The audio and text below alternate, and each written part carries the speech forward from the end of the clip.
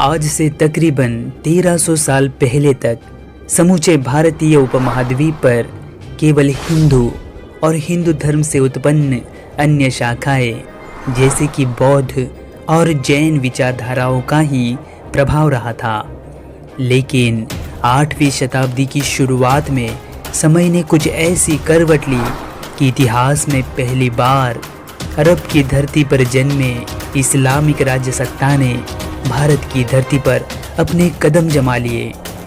तो 8वीं शताब्दी की शुरुआत में ऐसा क्या हुआ था कि हजारों मीलों का फासला होने के बावजूद भी दमिश्क में बैठे खलीफाओं को भारत की सिंध भूमि हथियाने के लिए अपने खजाने के मुंह खोलने पड़े।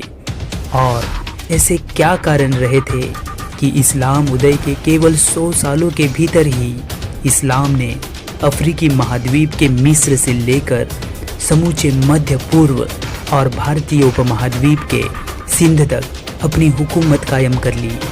तो आओ दोस्तों, आज हम इस्लाम के उदय और विस्तार के साथ साथ भारत पर अरबों के पहले आक्रमण की कहानी को विस्तार से समझते हैं।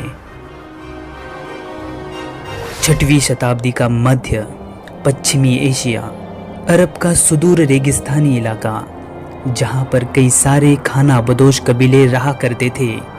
जो कबीले खाद, खजूर और ऊंट की चारे की तलाश में बंजारों की तरह यहाँ से वहाँ हमेशा भटकते रहते थे।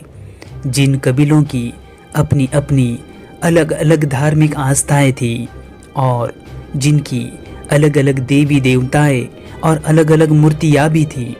ऐसे कई सारे कबीलों में आस्था को लेकर केवल एकमात्र समानता थी, और वो यह थी कि सभी कबीले मक्का में स्थित काबा को पवित्र मानते थे और उसमें गहरी आस्था रखते थे। इसी मक्का में कुरैश नाम के एक कबीले में पिता अब्दुल्ला और माता अमीना के घर सन 570 ईस्वी में हजरत मोहम्मद साहब का जन्म हुआ। मोहम्मद, जो कि एक आध्यात्मिक स्वभाव के युवक थे, वे मक्का से कुछ ही दूरी पर स्थित पहाड़ियों की गुफा में ध्यान लगाया करते थे। इसी पहाड़ियों की गुफा में से हीरा नाम की गुफा में सन 610 ईस्वी में अपनी 40 साल की उम्र में हजरत मोहम्मद साहब को ज्ञान की प्राप्ति हुई और उन्होंने खुद को ईश्वर का दूत यानी कि अल्लाह के पैगंबर के रूप में घोषित कर इस्लाम की स्थापना की।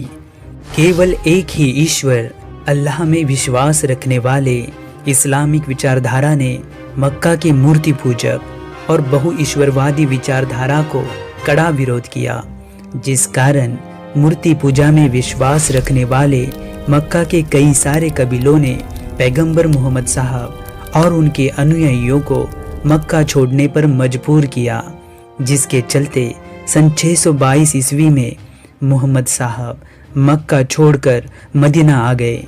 इस घटना को इस्लाम में हिजरा कहा जाता है। यहीं से इस्लामिक कालगणना हिजरी संवत का प्रारंभ होता है। मदीना में आते ही पैगंबर मोहम्मद साहब ने धार्मिक प्रचार और प्रसार के साथ साथ अपनी अलग राजनीतिक व्यवस्था की भी शुरुआत की और देखते ही देखते कई सारे कबीले इस्लाम से जुड़ने लगे। इस्लाम की ताकत बढ़ने लगी। अपने इसी बढ़ती ताकत के बलबूते पर पैगंबर मोहम्मद साहब ने सन 629 ईस्वी में मक्का पर हमला कर उस पर अपना संपूर्ण नियंत्रण प्रस्थापित किया। अब मक्का और काबा मूर्ति पूजक कबीलों के हाथों से निकलकर एक ईश्वर अल्लाह को मानने वाले इस्लाम के अनुयायियों के हाथों में आ चुका था। पैगंबर मोहम्मद साहब ने अपने अनुयायियों को इस्लाम के 5 मूल स्तंभ शहादा, नमाज, रोज़ा, ज़कात और हज की शिक्षा दी थी और इस्लाम को बढ़ाने के लिए धर्मांतरण को आखिरी कसौटी माना था। सन 632 ईस्वी में पैगंबर मोहम्मद साहब की मृत्यु हो गई और उनके मृत्यु के पश्चात इस्लाम के प्रचार और प्रसार का जिम्मा खलीफाओं ने संभाला। खलीफा जो कि शुरुआत में केवल एक धार्मिक पद था, लेकिन जल्द ही वो इस्लाम की राज्य सत्ता का सर्वोच्च पद बन गया और खलीफाओं के नेतृत्व में इस्लाम ने बड़ी तेजी से अरब, मिस्र, सीरिया, इराक और ईरान की विस्तृत भूमि पर अपना वर्चस्व कायम कर लिया। इतने विस्तृत हुकूमत को काबू में रखने के लिए सुन्नी उमय्यद खलीफाओं ने दमिश्क को अपनी राजधानी के रूप में स्थापित कर लिया और दमिश्क इस्लामिक राज्य सत्ता का केंद्र बन गया। दमिश्क के सुन्नी उमय्यद खलीफा अल वलीद प्रथम के कार्यकाल में इस्लाम बड़ी तेजी से साम्राज्य विस्तार कर रहा था। अब इस्लाम इतना फैल चुका था कि उसकी पूर्वी हदें भारत की पश्चिमी हदों से टकरा रही थी और यही टकराहट दमिश्क में बैठे खलीफाओं को भारतीय उपमहाद्वीप में घुसने का न्योता दे रही थी। खलीफा के राजनीतिक सलाहकार और रक्षा मंत्री अल हज्जाज बिन यूसुफ, जो कि इराक के राज्यपाल भी थे, वे पूर्व में इस्लामिक विस्तार को लेकर अत्यधिक उत्साहित थे। भारतीय राजाओं की अकुत संपत्ति के बारे में उन्होंने अरबी व्यापारियों से बहुत कुछ सुन रखा था और यही वो वजह थी जो अल हज्जाज को दमिश्क से हजारों मीलों के फासले पर होने के बावजूद भी भारत पर हमला करने के लिए प्रेरित कर रही थी। अली अहमद द्वारा लिखित चचनामा इस ऐतिहासिक किताब में अरबों द्वारा भारत पर इस प्रथम आक्रमण की घटना को बड़े नाट्यमय ढंग से वर्णित किया गया है।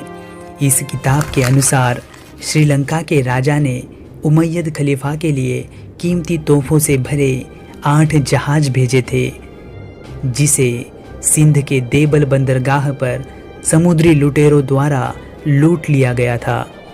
जबकि यह इलाका सिंध के राजा दाहिर सैन के अधिकार क्षेत्र में आता था, इसलिए अल हज्जाज बिन यूसुफ ने खत लिखकर राजा दाहिर सैन से समुद्री लुटेरों के खिलाफ कार्यवाही करने की गुजारिश की। लेकिन जवाब में राजा दाहिर सैन ने खत लिखकर अल हज्जाज को ये कहा कि समुद्री लुटेरे मेरी पहुंच से काफ़ी दूर है, लिहाजा इस वक्त मैं आपकी कोई सहायता नहीं कर सकता। राजा दाहिर सैन का यह जवाब अल हज्जाज को बिल्कुल भी पसंद नहीं आया। उसने इस बात को अरबों के अपमान के रूप में लिया और राजा दाहिर सैन से बदला लेने का मन बना लिया। राजा दाहिर सैन सिंध पर हुकूमत करने वाले ब्राह्मण वंश के राजा थे। उन्होंने अपने कार्यकाल में अरबों की तरफ से होने वाले छोटे मोटे हमलों को सफलता से खदेड़ा था, लेकिन सिंध पर होने वाला अगला हमला इतिहास को पलट कर रखने वाला था। अल हज्जाज ने सिंध मुहिम के लिए अपने दामाद मोहम्मद बिन कासिम को चुना। खलीफा अल वलीद प्रथम से 3 गुना परतावे का दावा करके उसने अपनी इस मुहिम के लिए भारी खजाना और सैन्य दस्ता मंजूर करवा लिया और सन 710 ईस्वी में मोहम्मद बिन कासिम को ईरान के सिराज शहर से 6000 सीरियाई सैनिक और अन्य दस्तों के साथ सिंध की तरफ रवाना कर दिया। मकरान पहुंचते ही मोहम्मद बिन कासिम को और सेना प्राप्त हुई। अब उसके पास लगभग 15,000 की सेना थी, जिसे 2 हिस्सों में बांटकर उसने आधी सेना को समुद्री रास्ते से भेजा और खुद जमीनी रास्ते से होते हुए देबल बंदरगाह पर भारी हमला बोल दिया। देबल उस जमाने में सिंध का सबसे महत्वपूर्ण बंदरगाह था।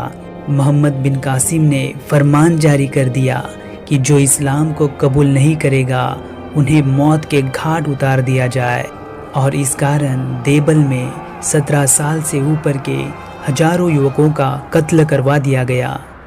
सिंध पर हुए इस अचानक हमले से राजा दाहिर सैन भारी मुश्किल में आ गए। सिंधु नदी के इस पार उन्होंने लड़ाई की तैयारियां शुरू की, लेकिन सिंधु नदी के पश्चिम का पूरा इलाका आसानी से मोहम्मद बिन कासिम के हाथों में आ गया। यहाँ के नेरून और सहवान जैसे शहरों को कुचलकर वहाँ से हजारों लोगों को बंदी बनाया गया। लूटे हुए खजाने और बंदी बनाए लोगों को गुलाम बनाकर अल-हज्जाज और खलीफा के पास भेज दिया गया। मोहम्मद बिन कासिम के भारी कत्लेआम से डरकर बहुत से स्थानीय लोगों ने उसकी शरण में पनाह ली और इस्लाम को कबूल कर लिया, और साथ ही साथ राजा दाहिर सेन से नाराज कुछ गुटों ने भी मोहम्मद बिन कासिम से हाथ मिला लिया, जिस कारण मोहम्मद बिन कासिम की सेना में भारी बढ़ोतरी हो गई और आखिरकार 20 जून 712 ईस्वी में सिंधु नदी को लांघकर मोहम्मद बिन कासिम रोहड़ी में राजा दाहिर सेन की सेना के समक्ष खड़ा हो गया और घमासान युद्ध की शुरुआत हो गई।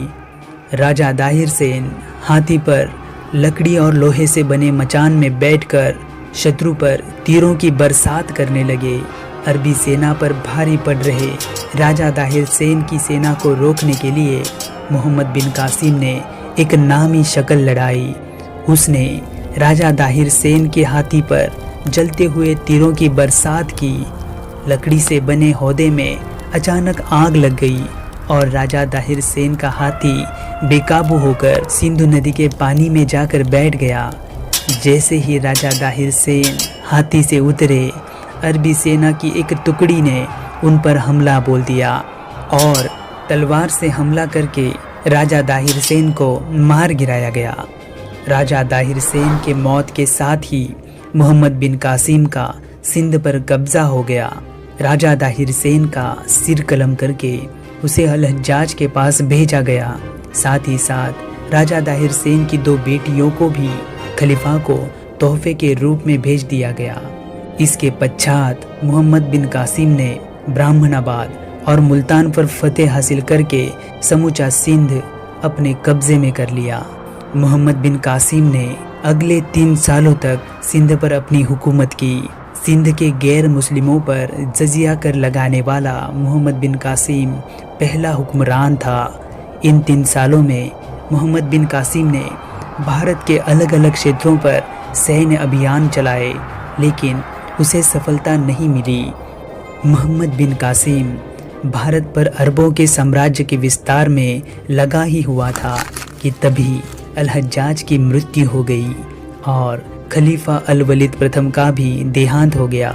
उनकी मृत्यु के पश्चात बने खलीफा, जो अल-हज्जाज और अल-वलीद प्रथम के राजनैतिक दुश्मन थे, उन्होंने मोहम्मद बिन कासिम को बंदी बनाने का आदेश दे दिया। सन 715 ईस्वी में मोहम्मद बिन कासिम को बंदी बनवाकर दमिश्क लाया गया, जहां उसकी तड़पा कर हत्या कर दी गई। मध्ययुगीन भारत के इतिहास में और आगे क्या क्या हुआ, हिंद की कौन कौन सी शक्तियाँ इन विदेशी आक्रांताओं के खिलाफ उठ खड़ी हुई और उसके क्या क्या परिणाम हुए, इस सब को विस्तार से जानने के लिए जुड़े रहिए हमारे साथ आपके अपने YouTube चैनल हिस्टोरिक इंडिया पर। तो दोस्तों, आपको ये जानकारी कैसी लगी आप हमें कमेंट बॉक्स में ज़रूर बताइए। वीडियो को लाइक करके अपने दोस्तों में शेयर कीजिए और चैनल को सब्सक्राइब करके बेल आइकन को ऑल नोटिफिकेशन पर सेट कीजिए, ताकि हमारे अगली वीडियो की नोटिफिकेशंस आपको तुरंत प्राप्त हो।